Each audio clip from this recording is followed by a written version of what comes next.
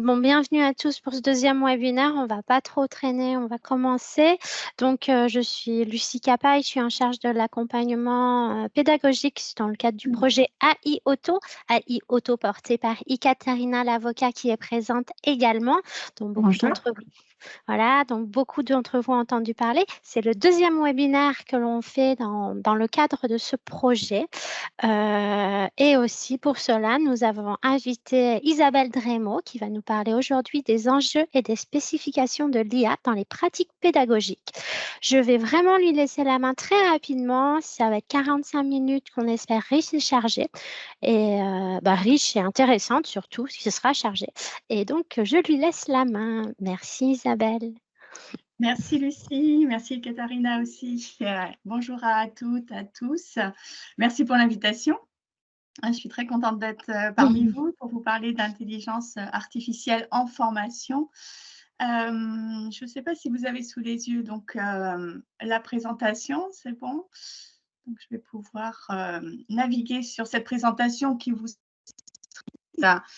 voilà, donc en effet, aujourd'hui, on va parler des enjeux, des spécifications dans les pratiques pédagogiques, essayant de voir des choses assez concrètes. Vous allez voir, moi, je suis consultante, formatrice dans ce domaine, enfin, dans le domaine de la formation aux outils numériques avec un focus sur, bien sûr, les outils d'intelligence artificielle actuellement, puisque ce sont des outils qui se sont développés de manière exponentielle depuis plus d'un an et donc qui impactent vraiment beaucoup la formation et qui déstabilisent aussi un petit peu les formateurs que je côtoie et qui se demandent comment prendre en main ces nouveaux outils. Donc, dans ma pratique quotidienne, donc j'accompagne les entreprises, les centres de formation à la réalisation de projets de formation à distance. Donc, je les aide à monter des parcours avec de la multimodalité. Et surtout, également, je travaille sur de la veille en digital learning et en e-learning au travers d'un site qui s'appelle l'Atelier du formateur. Donc, vous verrez, il y a des liens qui ramènent à ce site. C'est un site qui est une sorte de boîte à outils qui est ouvert à tous avec un accès gratuit sur différentes rubriques qui parlent des outils numériques. On y trouve des tutoriels, également un agenda. Vous verrez si ça vous intéresse. Vous pourrez trouver aussi des informations sur l'intelligence artificielle. Voilà, donc je suis vraiment contente de pouvoir en discuter aujourd'hui avec vous. Donc, je vais vous faire une présentation qui va vous montrer les différentes approches de l'IA en formation. Donc, si vous avez des questions, n'hésitez pas. Vous pouvez bien sûr utiliser le chat. Je pense que Lucie regardera les questions ou on pourra également à la fin de cette présentation avoir un échange pour que je puisse essayer de répondre à vos préoccupations et aux interrogations que l'intelligence artificielle vous évoque. Voilà, alors déjà, on parle d'intelligence artificielle au singulier, alors qu'en fait, il y a beaucoup plus qu'une intelligence artificielle, hein. Il existe différents types d'intelligence artificielle et dans la formation, on va se consacrer à simplement 2 IA que l'on présente comme IA générative ou IA prédictive. Donc, ce sont les 2 intelligences artificielles qui vont être les plus présentes dans le domaine de la formation pour l'instant, parce que tout ce que je dis, c'est à l'instant T. C'est vrai qu'il peut y avoir beaucoup d'évolutions par rapport à l'utilisation des IA et à la présence de certains outils également. Ça va très vite et ça rattrape un petit peu le temps qu'on avait perdu à découvrir les autres outils numériques qui n'avaient pas d'intelligence artificielle. Donc, les intelligences artificielles sont multiples et nous allons voir donc peut-être dans un premier temps quelles sont ces différences entre les IA génératives, dites génératives, hein, ou les IAG, comme elles sont aussi souvent présentées, et les IA prédictives.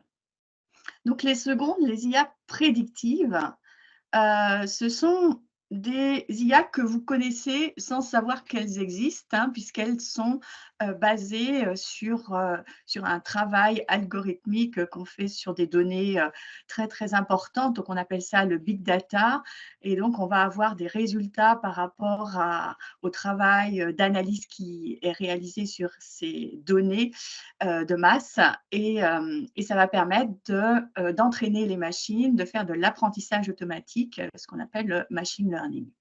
Donc, dans votre secteur, dans le secteur de l'automobile, vous l'avez sans doute rencontré déjà sur tout ce qui va être la prévoyance des pannes, la maintenance préventive, peut-être aussi la gestion de stock de pièces détachées.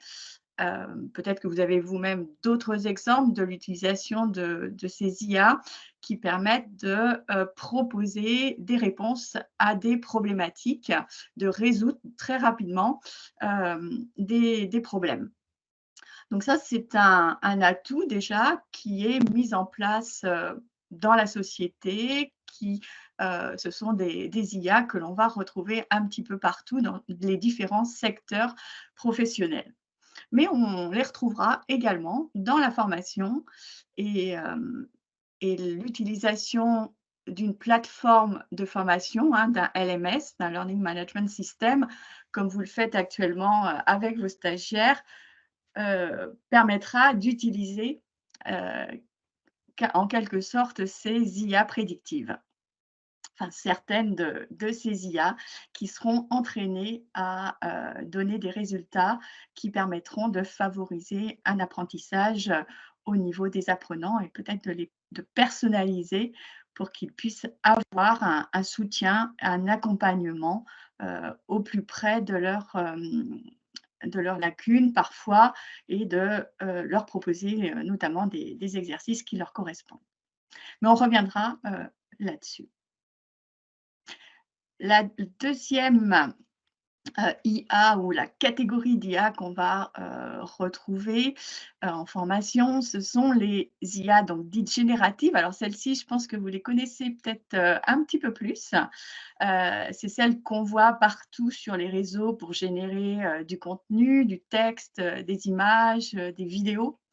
Et puis notamment, c'est ce fameux ChatGPT qui est apparu et qui permet d'avoir un agent conversationnel à notre disposition, une sorte d'assistant auquel on va poser plein de questions et qui a toujours une réponse à tout. Alors ça, c'est vraiment quelque chose de formidable. Vous pouvez à tout moment de la journée, 24 heures sur 24, aller sur le site.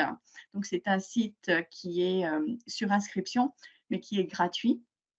Dans la première présentation du ChatGPT, hein, le 3.5, sur le suivant, c'est devenu payant avec un abonnement à environ 20 € par mois. Mais pour cette première partie, cette première découverte de ChatGPT, parce que c'est vraiment cet outil-là qui a complètement bouleversé notre rapport à la formation, puisqu'ils ont ouvert leur service à un très, très large public, hein, puisque c'était gratuit, ouvert à tout le monde. Et donc, on avait la possibilité de tester. Donc, tout le monde s'est mis à tester ChatGPT. Je ne sais pas si vous l'avez déjà fait vous-même. Et, et en fait, le résultat est assez bluffant dès que vous commencez à travailler avec ces agents conversationnels, donc basés sur l'intelligence artificielle générative, parce qu'elles vont créer du texte. Donc, elles proposent du texte qui va être recherché ou mis bout à bout. En fait, ce sont des petits bouts de mots, de textes qui sont rajoutés les uns à la suite des autres et qui vont vous former des phrases sans problème de grammaire, avec une très, très bonne orthographe en plus. Mais ce sont des textes qui n'existent pas, hein, qui sont créés à partir de textes existants, mais qui sont nouveaux. Comme les images qui vont être générées par ces IA génératives, ce sont des images qui n'existent nulle part et qui sont développées, produites à l'instant T. Ce qui fait que lorsque vous, faites les mêmes requêtes, que ce soit au niveau des images ou du texte, vous pouvez demander plusieurs fois la même chose. En fait, vous n'aurez jamais la même réponse, hein, vous aurez toujours des choses différentes. Donc il faut affiner, vraiment les demandes après pour avoir des choses précises, qui correspondent, à vos attentes. Donc on entraîne, enfin ces IA sont entraînées à partir de corpus, qui sont des corpus, avec des milliards de données. Et nous-mêmes, lorsque nous, utilisons ces outils-là, nous, permettons à l'outil de se développer encore plus. Donc on va lui parler tout à fait normalement. Hem, donc maintenant, il existe de très nombreux répertoires parce qu'il y a des milliers d'outils, d'intelligence artificielle qui peuvent faire, des choses de manière très, très spécifique, hein. Vous avez les agents conversationnels qui vont simplement répondre, donner du texte et puis vous avez, d'autres outils qui ne vont que générer des images, générer des vidéos, faire de la traduction et cetera et cetera. Donc pour plein de domaines, vous allez avoir des intelligences artificielles qui ont été développées et qui vont être plus ou moins gratuites suivant les services. Donc là, je vais tester avec vous en direct un outil qui s'appelle Pinkfinder et qui permet de créer des images. Peut-être qu'il y en a parmi vous qui le connaissent. Donc, je vais hop, partager cet onglet. Normalement, vous devez avoir sous les yeux donc le site Pinkfinder. Oui, c'est bon. C'est bon, merci. Et donc là, je vais lui, demander de me créer, directement une image et imaginons que j'ai besoin d'avoir, pour mon cours, un avatar qui puisse, illustrer, agrémenter, le cours et donner envie aux stagiaires de venir, le consulter. Donc je vais aller, juste, noter avatar. Avatar, par exemple, pour un cours de, on va dire maintenance automobile, mais on pourrait dire, ce que l'on veut, un cours de français, un cours, voilà, automobile. Je vais essayer de ne pas faire de faute de frappe. Voilà et je lance et tout de suite, vous voyez, c'est vraiment immédiat. J'ai quelques propositions d'avatars, donc de personnages qui peuvent être des illustrations à insérer ensuite dans ces cours. Voilà, alors il y a des exemples qui sont, plus ou moins, bien réussis. On voit qu'il y a beaucoup d'hommes, hein, quelques femmes quand même. Alors, on se trouve des oreilles pointues. Alors ça, c'est dû au fait que Avatar, c'est aussi un film et donc il y a toutes ces références, aux personnages avec, des oreilles pointues qui peuvent apparaître. Mais sinon, vous voyez, avec un outil gratuit, on peut même avoir alors un avatar ici, c'est sur la gauche la jeune femme qui est, plutôt, réelle ou alors des images de, personnages, un peu plus de bande dessinée et que vous pourrez ainsi réutiliser, heu, dans dans vos cours. Je ne sais pas s'il y en a qui veulent que je fasse un autre essai en direct, hein. Vous pouvez peut-être le noter dans le chat si vous avez envie qu'on Isabelle, il y a une oui. question dans le chat, hein, qui est plus relative au droit d'image. Une fois, Ouais, donc je ne sais pas si tu as l'information, parce que ce n'est pas tout à fait le sujet actuel du webinaire, mais dans tous les cas, c'est lié. C'est une fois l'image ou texte généré, qu'en est-il du droit de propriété de cette image ou texte? C'est Mathieu ouais, bah, Brouillet qui me pose ça. oui, oui, oui, c'est la grande question. Il n'y a aucune réponse pour l'instant. C'est vraiment le flou.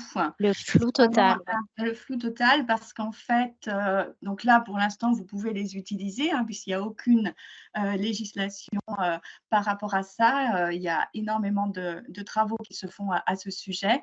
Mais pour l'instant, c'est vrai que ce soit pour les textes, tout ce qui est, utilisation de ChatGPT et des autres IA, de rédaction de texte, alors que ces IA vont aller chercher sur des données qui sont sur internet, donc qui ne sont pas forcément libres de droit.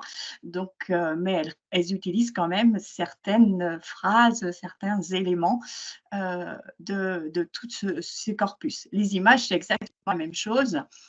L'image qui est créée, c'est une image nouvelle, mais elle a été créée à partir de nombreux éléments que nous ne voyons pas et qui existent dans cette énorme banque de données de ressources qu'est Internet. Donc, c'est une question en suspens. Ça fait partie des questions en suspens. Ça marche. Voilà. Merci. Pas de proposition pour un petit essai, non? Je sais pas si personne n'a demandé si quelqu'un veut voir un autre essai. Ah, bah, il y a quelqu'un qui a fait, bah, on peut le faire en direct. Il y a Laurence Potvin qui a fait un effet femme mécanicien auto. Et le résultat est un peu surprenant. Alors, elle n'en dit pas plus.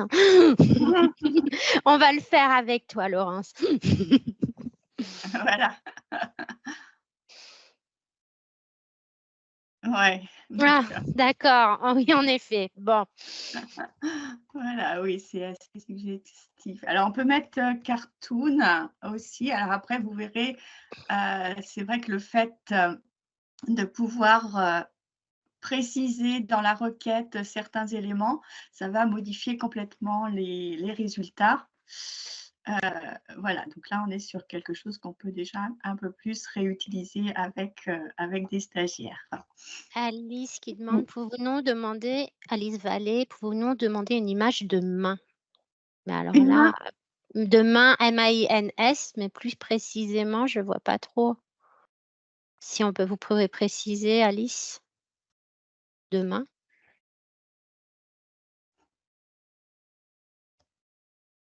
Bon.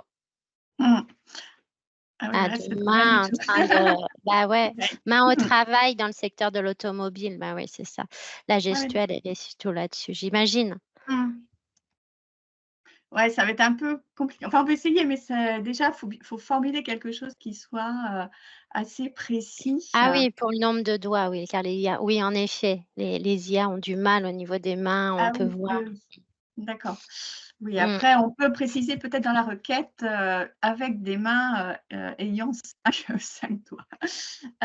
Voilà, donc là, c'était juste un rapide exemple avec cet outil, en faisant aussi bien attention à l'utilisation du français, parce qu'il existe beaucoup, beaucoup d'outils, mais il y a des outils en anglais qui vont très mal interpréter la requête que vous faites en français. Donc, c'est pour ça qu'il faut aller aussi vers ces outils qui connaissent l'interprétation et qui ont une bonne traduction de ce que vous allez demander en français. Voilà, donc on est sur quelque chose qui existe déjà partout sur Internet et qui s'est imposé dans notre quotidien. Lorsqu'on va naviguer sur Internet, si vous utilisez par exemple Edge, vous allez voir en haut à droite ce petit icône-là, une icône comme un ruban bleu qui est l'icône de Copilot, et qui en fait vous montre bien la présence d'intelligence artificielle directement sur le navigateur. Donc, cet outil d'intelligence artificielle, hein, c'est un assistant qui permet de poser des questions et de répondre à des questions qui sont en dehors de la navigation. Mais l'intérêt ici de l'avoir directement sur la navigation, c'est qu'il va pouvoir aussi, lorsque vous allez sur un site Internet, en l'occurrence ici, j'ai choisi de prendre Expert Team, hein, vous voyez, j'arrive sur une page Internet et je pourrais lui demander, avec la suggestion qui est ici, qui est déjà proposée lorsque j'ouvre l'onglet, de me générer un résumé de la page. Donc, il va générer un récapitulatif des éléments importants de cette page. Ou si vous êtes sur un texte, un paragraphe de texte un peu plus long, qui n'est pas la présentation d'un produit, vous pouvez lui demander de proposer des questions par rapport à ce qui se trouve sur la page. Ou directement, si vous avez envie de poser d'autres questions, vous allez aussi, avec votre langage, votre mode conversationnel, lui demander des réponses à tout ce que vous pouvez voir sur le site. Donc, c'est quelque chose qui est très pratique, qui ne se trouve pas sur tous les navigateurs et qui est assez performant, hein. Je dois dire que les outils de Microsoft sont vraiment très performants au niveau de l'analyse lorsque vous faites une requête. Donc, l'IA est vraiment partout dans notre quotidien. Donc, la navigation, c'est vrai qu'on l'utilise pour aller chercher des ressources. Et en formation, puisque c'est vraiment l'intérêt pour aujourd'hui, c'est comment on va l'utiliser, avec quels outils on va pouvoir l'utiliser. Je vous ai pris 2 ou 3 exemples ici, enfin 5 exemples d'outils qui servent et qui peuvent vraiment servir et être très efficaces en formation. Ce sont des outils comme la génération d'images avec Designer, hein, de Microsoft. Donc, on peut générer des images de manière vraiment très rapide avec différentes sortes aussi de modèles, parce qu'on va pouvoir s'appuyer sur des modèles. Donc, c'est Designer qui le fait. C'est un outil qui est gratuit. Enfin, si vous avez un compte Microsoft, hein, vous pouvez vraiment l'utiliser de manière très, très rapide. Et ce qui est intéressant, c'est que vous avez le choix parmi tous les modèles qui sont proposés. Et à partir d'un modèle, vous pouvez récupérer la requête qui a été faite et avoir une image qui ressemble à ce que vous avez trouvé. Donc, les images, c'est ce qui fonctionne très bien. Ce qui fonctionne aussi très bien, ce qui est très connu, c'est l'utilisation de ChatGPT. Alors, en formation, les formateurs se sont rués sur l'outil pour pouvoir travailler leur scénario, leur déroulé de cours. Faites juste attention à être vraiment très précis, parce que sinon, le résultat risque d'être très généraliste et vous aurez peut-être votre structure, parce que sur la structure, il est très doué. Il peut vous faire un découpage qui correspond à la réalité et qui prend en compte aussi le rythme d'apprentissage des apprenants, en mettant des pauses et en mettant de l'interactivité. Par contre, sur le contenu, si vous n'êtes pas très, très précis, ou alors si vous êtes formateur sur un domaine très, très pointu, vous allez être déçu par les résultats que vous allez peut-être avoir. En tout cas, pour avoir des déroulés de cours avec un découpage, notamment sur le temps qu'on va consacrer à faire une présentation. Ensuite, est-ce qu'on met de la pédagogie active, des discussions de groupe, etc. Ça peut être intéressant à faire. Alors, comment on va interroger ces agents conversationnels? Ça, c'est aussi tout un art, hein, parce qu'on va leur poser des questions d'une manière très précise.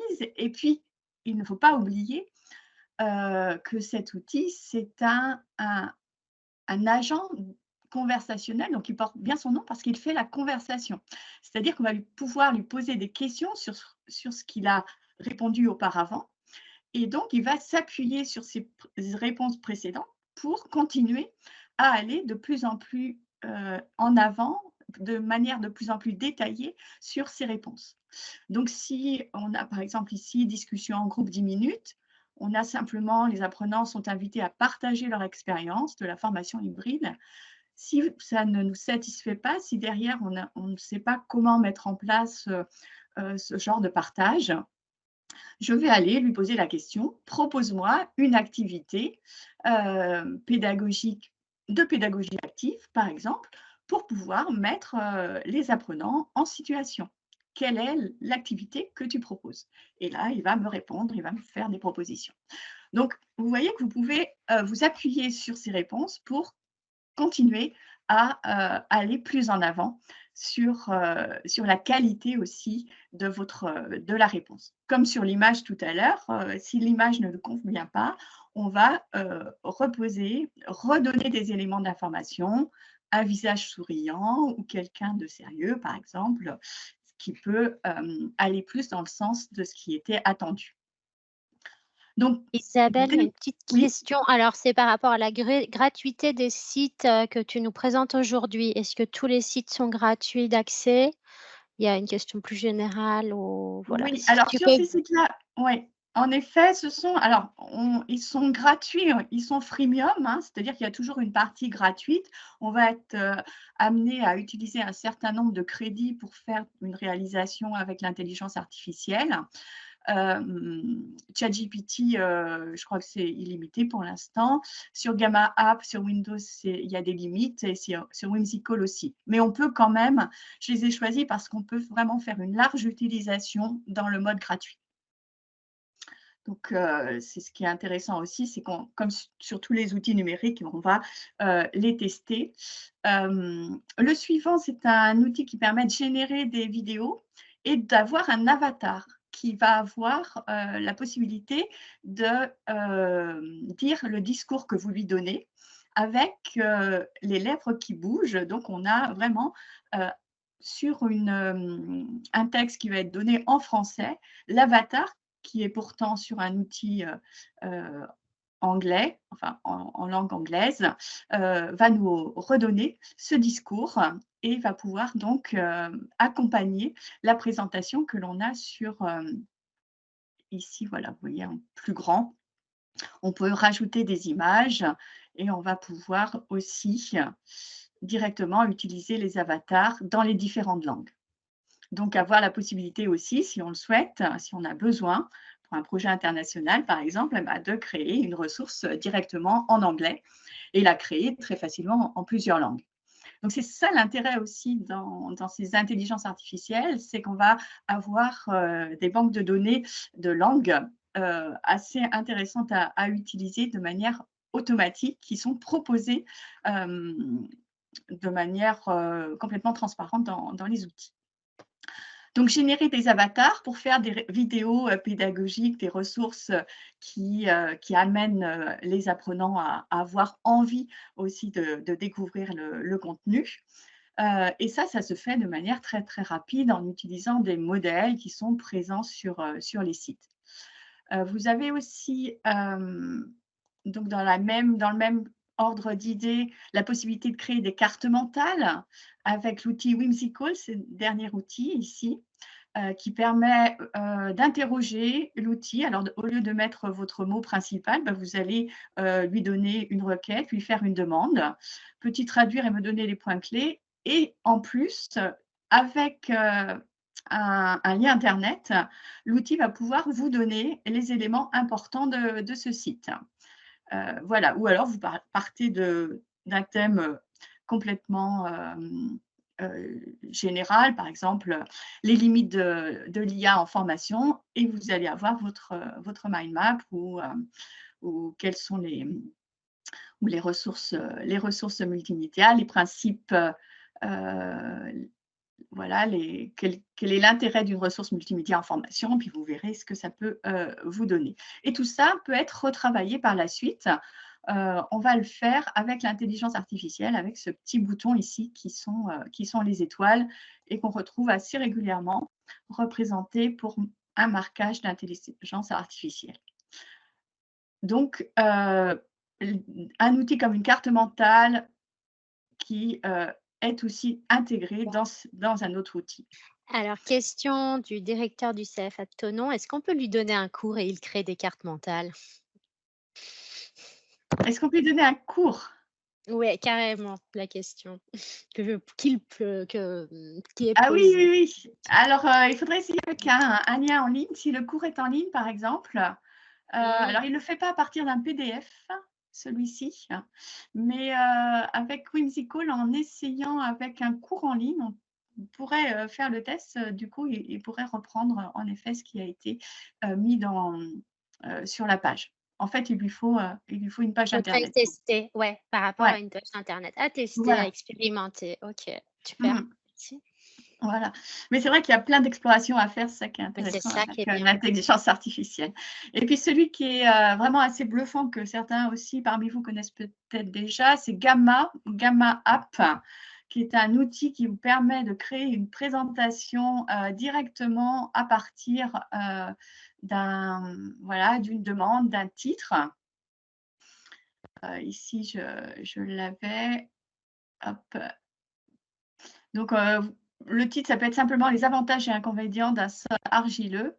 et l'outil va proposer une dizaine de slides avec déjà une mise en page, un texte, des images que vous pouvez à tout moment modifier. Et ça, c'est vraiment très intéressant parce que vous n'avez pas quelque chose de figé qui arrive à la fin. Tout ce que vous récupérez peut être retravaillé avec voilà, les traitements de texte qui sont à disposition. Et dans Gamma App, on peut aussi récupérer les diapositives et les réutiliser sous PowerPoint, donc avec vos propres outils, et le partager bien sûr en ligne. Donc ce sont vraiment des outils qui sont à la pointe et qui ont déjà d'ailleurs été utilisés par des formateurs auxquels j'avais soumis l'outil.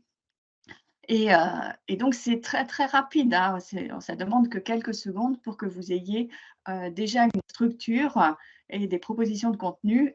Après, bien sûr, c'est à vous de tout remettre en ordre et de vérifier les informations, etc. etc.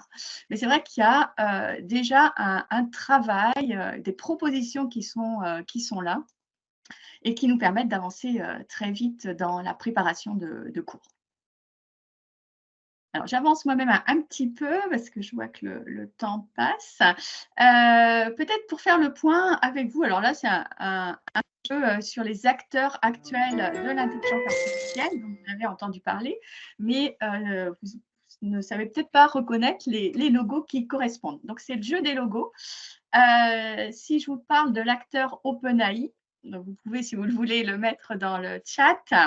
Je vous laisse quelques secondes pour répondre. Lequel de ces logos correspond donc à OpenAI? On vient de le voir. Donc, qui… Majorité de C. C'est bien.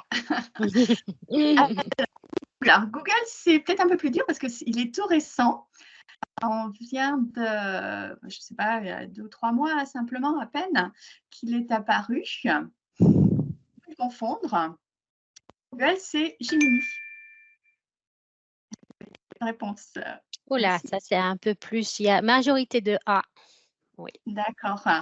Alors, Microsoft, là, on va faire quelque chose de plus facile aussi, puisqu'on vient de le voir. Hein. Le ruban multicolore. Voilà. Ouais. OK.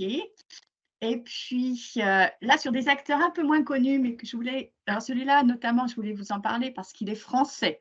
Donc, il était important aussi, l'acteur français parmi tous ceux-là.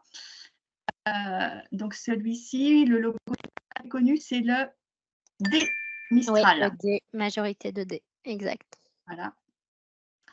Et le dernier, donc, non, il y en a encore 2. Philanthropique et Amazon, pareil, le logo n'est peut-être pas connu. C'est le C. Voilà. Famille, et voilà. Et le dernier, là, c'est le A, donc c'est Meta, on voit le sigle.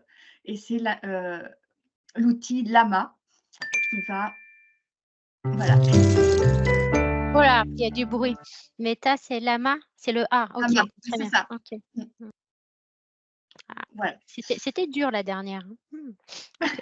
Ils ne sont pas tous connus, mais ce sont des acteurs voilà, très présents et qui se concurrencent bien sûr les uns les autres. Donc ChatGPT, on l'a vu rapidement. Il faut faire attention à ne pas le confondre avec un moteur de recherche.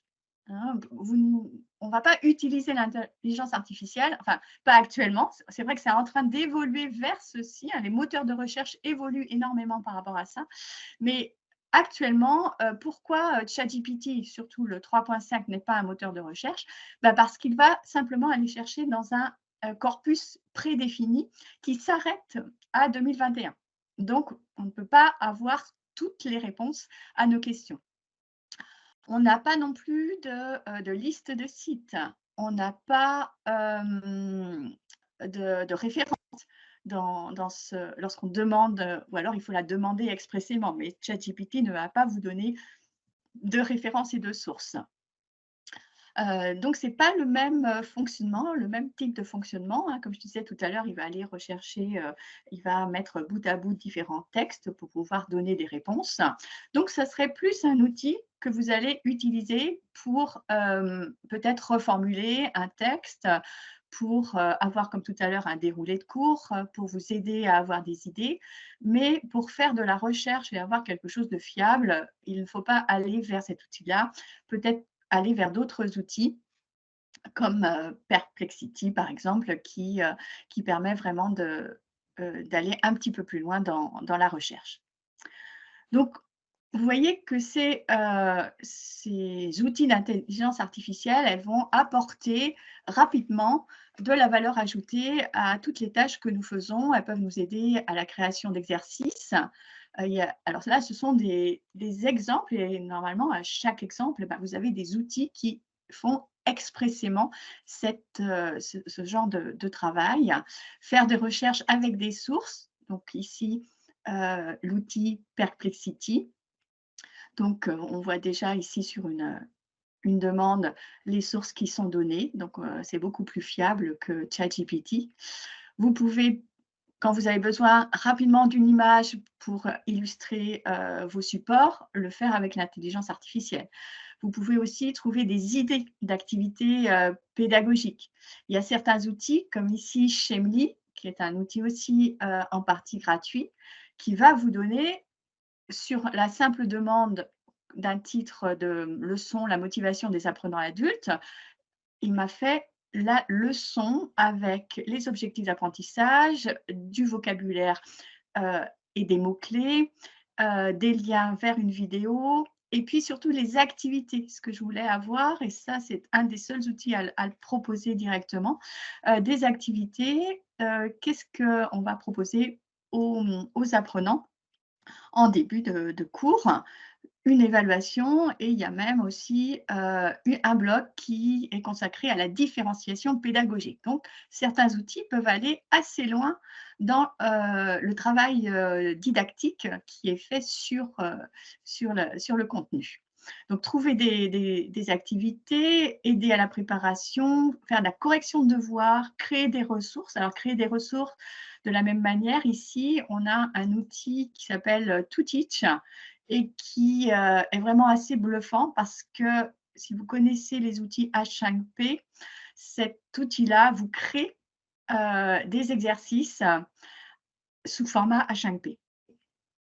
Donc, sans connaître du tout H5P, vous faites également, on part toujours d'une demande, d'une requête, d'un titre de leçon ou d'un texte. Ici, c'était plutôt d'un texte. Et à partir de ce texte, ou alors l'outil produit le texte et après production du texte, il va produire l'exercice. Donc, vous voyez qu'on peut tout à fait aller très loin dans la préparation. Ensuite, c'est le résultat qui est intéressant parce que vous pouvez le télécharger sous forme déjà de fichier que vous remettez sur votre plateforme LMS, puisque le H5P, c'est compatible avec les différentes plateformes LMS. Vous pouvez l'embarquer aussi sur un site internet ou simplement le télécharger et le partager avec vos stagiaires. Donc, plein de choses intéressantes pour structurer les cours, pour découvrir de nouvelles pratiques, de nouvelles approches. Donc, ne pas mettre de côté l'intelligence artificielle et se dire qu'il y a forcément quelque part un outil qui va pouvoir nous servir. Alors, ça va être compliqué peut-être au début d'avoir des résultats satisfaisants parce que la difficulté, c'est la formulation. C'est ce qu'on appelle le prompt, la demande qu'on va faire à cette intelligence artificielle. Donc, il faut apprendre à rédiger les prompts en donnant un contexte, en faisant des demandes qui soient claires, précises, essayer de se mettre à sa place et lui donner tous les éléments de contextualisation. Donc, parfois, on peut aussi lui dire ce qu'on ne veut pas. Quand on commence à comprendre comment il fonctionne, on va savoir qu'il va toujours nous donner des conseils. Par exemple, pour ChatGPT, on peut lui dire ne pas nous donner de conseils à la fin de la réponse. Et puis, respecter un certain ordre parce que sinon, il peut répondre un petit peu à côté. Donc, je vous mets l'exemple d'un prompt qui peut être un prompt de base, classique, auquel vous allez rajouter les éléments qui correspondront à quelque chose de personnalisé. En formation, il existe aussi déjà des banques de prompts et c'est d'ailleurs un conseil que je donne souvent, dans les structures, de partager, de mutualiser lorsque vous faites des tests, que vous trouvez que vos prompts ont très bien réagi et notamment avec, l'outil que vous avez utilisé, de donner, donc les prompts utilisés avec, la référence de l'outil et de partager ça entre formateurs, ça vous fera gagner encore plus de temps. Utiliser, ChatGPT pour corriger des devoirs. Alors si vous êtes adepte des grilles critériées, je vous laisse, aller voir cette vidéo où, le formateur explique comment il a pu s'aider de ChatGPT pour, faire la correction de devoirs de ses élèves en soumettant les élèves et comment l'outil a très, très bien répondu à sa demande de correction. Donc là, c'est vraiment un exemple concret de ce qui peut être, réalisé et permettre de gagner du temps aussi lorsque vous avez ce genre de copies à corriger. Pour les apprenants, bien sûr, l'intelligence artificielle, ils la connaissent parce qu'elle est présente sur les réseaux, et ils vont, l'utiliser pour, essayer de trouver des réponses, aux différents exercices, aux devoirs, à leur formulation aussi de textes quand on demande de rédiger. Donc il faut savoir que comme c'est utilisable par tous, forcément, quelque part, à un moment donné, un apprenant va également l'utiliser. Mais on peut s'en servir, aussi en classe ou leur proposer de découvrir l'intelligence artificielle pour pouvoir, leur faciliter leur méthodologie d'apprentissage, pour leur donner d'autres manières d'apprendre. Par exemple, prendre des notes de cours automatiquement et ensuite en faire la synthèse, permettre d'avoir un suivi de son apprentissage à partir, par exemple, d'une plateforme. Utiliser les chatbots, les assistants pour avoir des réponses lorsque le formateur n'est pas là, demander des vérifications, surtout sur l'apprentissage. Si vous avez, des stagiaires qui sont pas natifs, en langue française, donc leur proposer, d'avoir des traductions immédiates, même de vos documents support et pas simplement d'utiliser, l'outil de traduction de Google. Donc ça va beaucoup plus loin.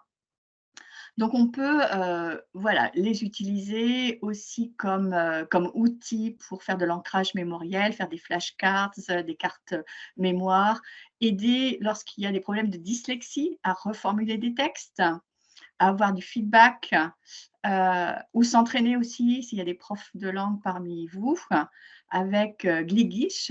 Les, apprenants peuvent, de manière très autonome, s'entraîner à parler dans différentes langues. Il n'y a pas que l'anglais, il y a plein de langues qu'il est possible de découvrir.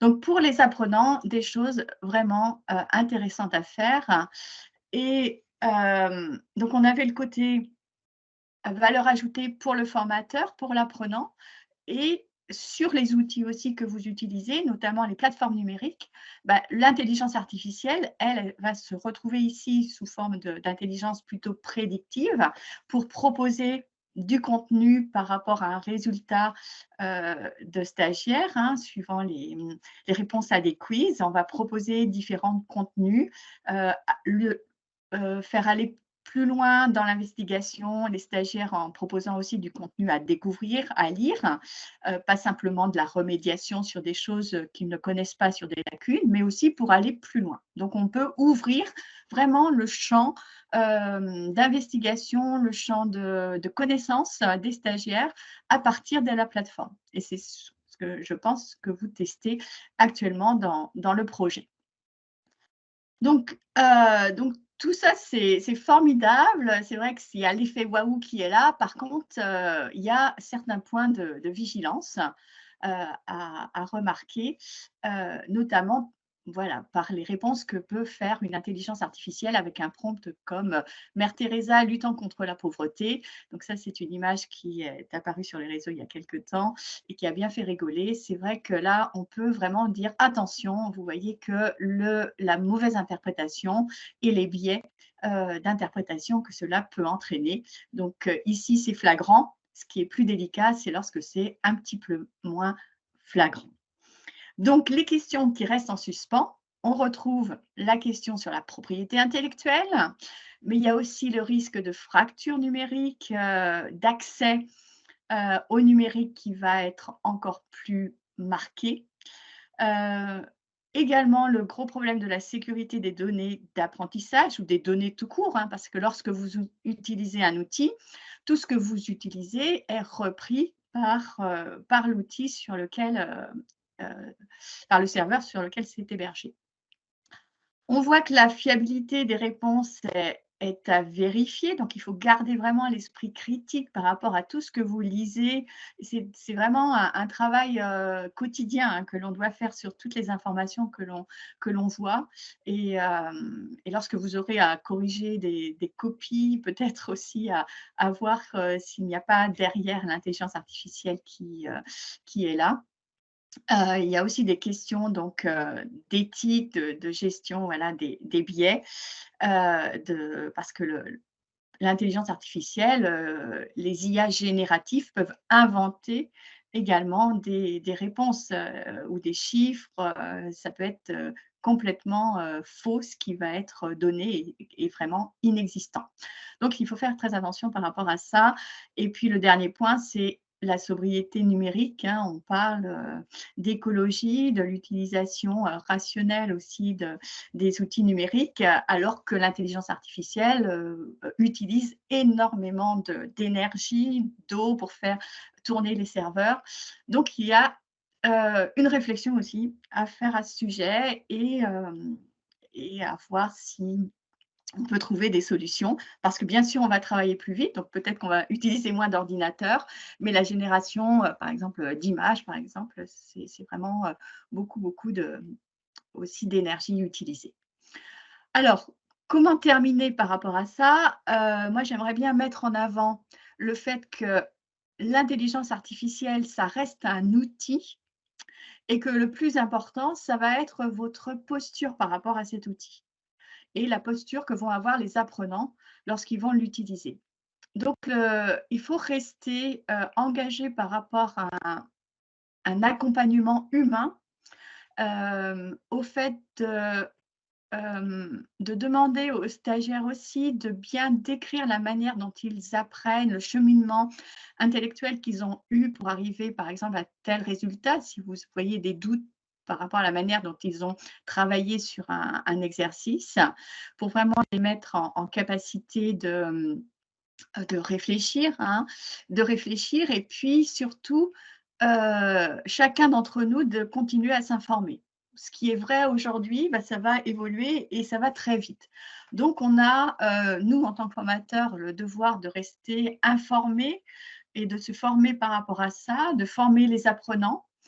Moi, je ne suis pas du tout contre le fait d'utiliser l'intelligence artificielle comme objet d'apprentissage, c'est-à-dire que l'utiliser pour que les apprenants puissent aussi, apprendre différemment. Donc leur donner des cadres, des règles pour l'utiliser et beaucoup en discuter. Discuter avec eux de quel a été le résultat en utilisant tel outil. Est-ce que ça t'a apporté quelque chose? Est-ce que, au contraire, on passe trop de temps à vérifier les informations, par exemple, que de trouver soi-même la réponse, par rapport à ce qui a été proposé? Donc l'IA, comme objet pédagogique, peut être une réponse à toutes les interrogations que l'on se fait lorsque, les apprenants, l'utilisent, en direct. Voilà, donc j'espère que j'aurais pas été trop longue, par rapport à ce qui a été prévu. Est-ce qu'on a un petit peu de temps pour, peut-être les questions?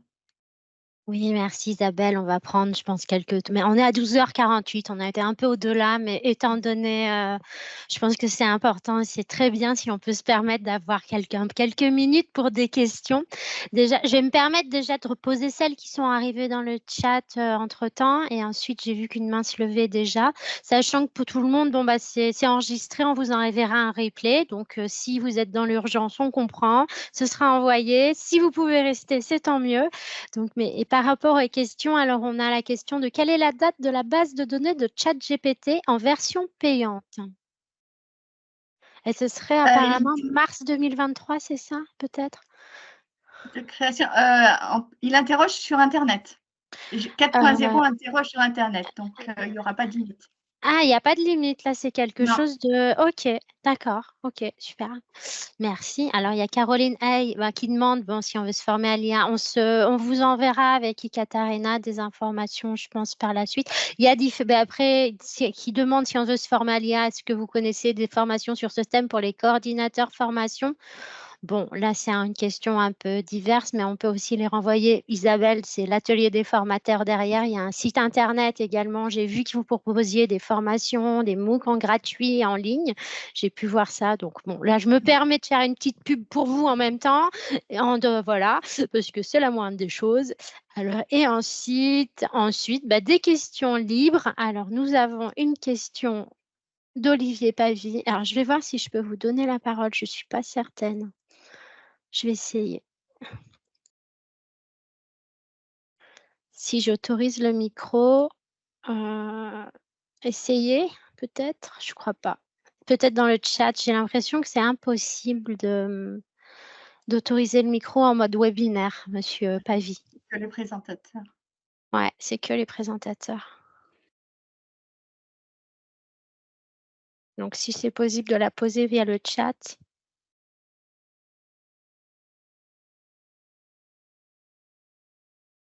Non. Bon, il semble pas. Non, il n'y a pas d'autres questions qui arrivent. Merci déjà pour les Merci. participations, les questions. Oui, merci beaucoup tout le monde pour votre présence. Merci Isabelle pour ton intervention. Nous, voilà, on vous tiendra informé des prochains webinaires. Également avec le replay, vous aurez un petit questionnaire. Nous adorons les questionnaires en ce moment à la NFA, mais ça nous permet vraiment de mieux d'adapter notre offre en termes de thématiques de webinaire, d'accompagnement de formateurs, accompagnement des OF.